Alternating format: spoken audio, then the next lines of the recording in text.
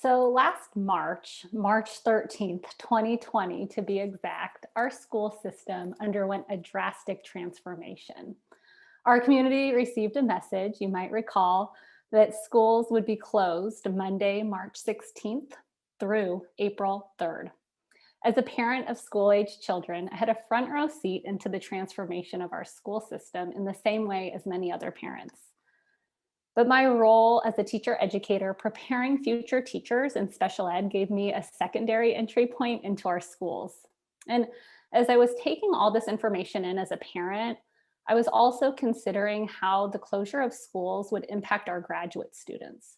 Graduate students who were preparing to be future education, special education teachers and future teachers. How would this impact the classrooms they were in, students they worked with? How would this impact how students receive special ed services? Would they be able to get their credentials, especially special ed teachers who are really working in an area that has a severe and deepening shortage of teachers? So my topic today, preparing teachers in special ed during the pandemic, you can go to the next slide. When I initially approached this topic, I was literally at a loss for words. It made me kind of want to cry and run in the opposite direction because it's been really hard. And you can go to the next slide.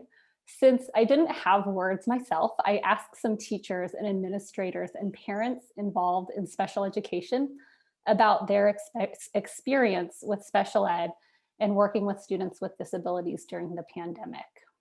Some words that came up: demoralizing, heartbreaking, not great, really rough, ugh, traumatic and frustrating. Normally, this was accompanied by some nervous laughter and a sigh acknowledging how difficult the last year had been. But this has been hard, and I really want to acknowledge some silver linings within it. So next slide. So first, what is special education? So special ed is a service provided by schools to meet the unique needs of students with disabilities. This service is offered by the Individuals with Disabilities Education Act, IDEA, and it calls for schools to provide a free, appropriate public education to qualifying students. Students served under IDEA, they have a disability, and their disability is adversely affecting their educational performance. This includes students with mild, moderate support needs, as well as students with real extensive support needs. They might be receiving services providing specialized instruction in core academic areas like reading, writing, and math, but they might also be receiving services in areas like communication and daily living skills, plus the service of having respite for families. Some of these students really need direct hands-on support. Special education as it exists today is not something that just happened naturally. In our schools, it took a significant amount of advocacy in the 1970s by people with disabilities, parents, educators, politicians, academics. They all had to advocate for schools to start including students with disabilities. And before IDEA and the Rehabilitation Act, schools did not have to teach kids with disabilities. They could simply exclude kids from getting an education. And because of this, when we prepare future teachers, future special ed teachers, we really want them to be advocates for their students. And we teach them how to advocate for their students' learning needs. As we train new teachers, they integrate into the classrooms through student teaching and serve students with disabilities in our schools. So when schools transformed last March 2020, special ed services under IDEA were completely uprooted. And during the pandemic, the basic way these services were provided came to a halt, much like everything else. And in teacher education, our candidates who had been in classrooms with students since the first day of school suddenly had no idea what the next day of school was going to look like. Next slide. And after the initial dust had settled, schools started planning for remote schooling options in April. There were a few things I'd like to point out. So first, special education actually happened. And I think that's a big feat.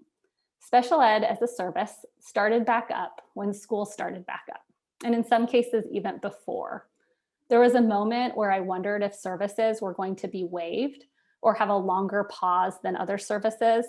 But several people suggested, some people suggested that we should actually not hold schools obligated for special ed services.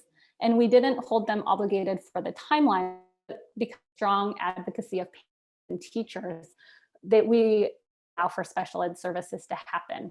People advocated for schools to continue special ed services, and I think our schools are better places for that, no matter how hard it was. Our teacher candidates, they really got to see teachers work and problem solve and advocate for students during a really trying times. They themselves had to work through challenges like, how do we get kids access to internet and computers? What about materials like accommodations and modifications for instruction? How do we reach out to families that they kind of lost contact with? And despite all these challenges, last spring, I was able to see special ed teachers and future teachers provide services in remote instruction. Teachers found new ways of doing things, new possibilities. And to be clear, some of these services weren't as rigorous academically, and they sometimes fell short of meeting students' needs. But despite the hard and heartbreaking, we saw some new opportunities to meet with kids. I saw real concern from teachers about social and emotional needs of students and helping them navigate a really hard time. I was able to see our teacher candidates as they built new relationships with students and even their families on Zoom, which was really unique.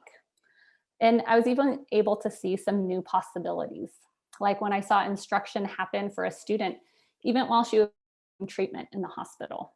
These things weren't perfect, but teachers found ways to offer specialized academic instruction, and special ed happened. And the next thing I want to acknowledge is that there was great variation of how special ed happened. This is at the school level and then at the student level. At the school level, there was huge disparities in our community around schooling and special education at the same time. Some services returned quickly and robust Zoom learning plans, and others took far longer. As some schools returned, it was clear special ed services were considered first in the school planning and scheduling, while at other schools, it appeared to be an afterthought, and teachers and parents had to continue to advocate for their student learning needs. At the individual student level, there was great variation. I watched teacher candidates teach students who really actually thrived in Zoom learning. Kids who didn't talk much in class, they chatted it up in breakout rooms. They showed up, participated, and sometimes participated even more than in-person instruction. Some of them didn't have the same social pressures and peer interactions that they did with in-person instruction, so they could actually focus and thrive. Whereas other students, it was tremendously difficult. Some kids didn't show up at all. Some kids whose success centers around routines, they lost those routines. And sometimes that placed tremendous burdens on families. Our kids had to be caretakers for other family members, and it was really difficult. So initially when schools returned in person, I sensed a lot of anxiety amongst our teachers and our teacher candidates. But as teachers started working with their students, this anxiety dissipated. And I actually saw so much joy with working with kids again. Joy in getting to do this work that really matters. Next slide. And so overall, this was really hard, but we found new possibilities for doing things that we previously thought were impossible, and I hope some of those carry forward. There were new people to advocate for special ed, and I hope to continue to find more. And then finally, in teacher preparation, where there's a pending shortage of teachers, we graduated and continued to graduate teachers who were part of this ever-changing landscape of schools during this last year. Additionally, there were people who applied for our program in large numbers that want to be teachers, and this is encouraging. Part of me wonders why, but then the other part of me knows they want to do work that's really important and work that really matters, and I'm really grateful that they want to join in this work. Thank you.